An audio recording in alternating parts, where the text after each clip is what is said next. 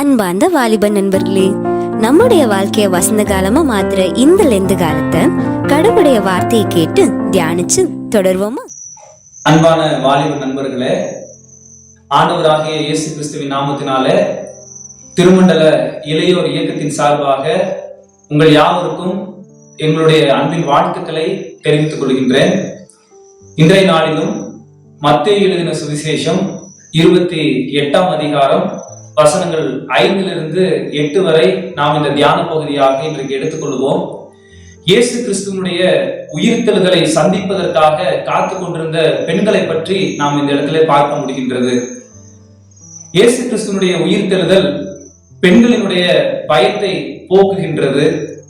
அது மட்டுமல்ல, தூதன் சொன்னது போல அவர் வைத்த இடத்தை நீங்கள் வந்து பாருங்கள் என்கின்ற ஒரு செய்தி அந்த பெண்களுக்கு கிடைக்கின்றது. அது மட்டுமல்ல, கூடுதலான செய்தி என்னவென்று சொன்னால், இயேசு கிறிஸ்துவனுடைய உயிர்த்தெழுதலை அவர்கள் பார்த்தது மட்டுமல்ல, அதை அறிவிப்பதற்கு அவர்கள் விரைந்தோடினார்கள் என்று சொல்லி பார்க்கின்றோம். அன்பான திருமண்டல இளைஞர்களே, இன்றைய நாளிலும் நாம் ஆண்டவராகிய இயேசு கிறிஸ்துவனுடைய உயிர்த்தெழுதலை பற்றி அறிந்தவர்களாய் மட்டுமல்ல, ஆண்டவராகிய இயேசு கிறிஸ்துவனுடைய உயிர்த்தெழுதலை மற்றவர்களுக்கு அறிவிக்க இன்றைக்கு நாம் முன்னோடிகளாய் செயல்பட வேண்டும். பெண்களும் அதை தான் செய்தார்கள். இன்றைக்கு நாமும் ஆண்டவராகிய இயேசு கிறிஸ்துவனுடைய உயிர்த்தெழுதலை மற்றவர்களுக்கு அறிவிப்போம். அவரை பார்ப்பதற்கு அநேக இளைஞர்களை நாம் அழைப்போம்.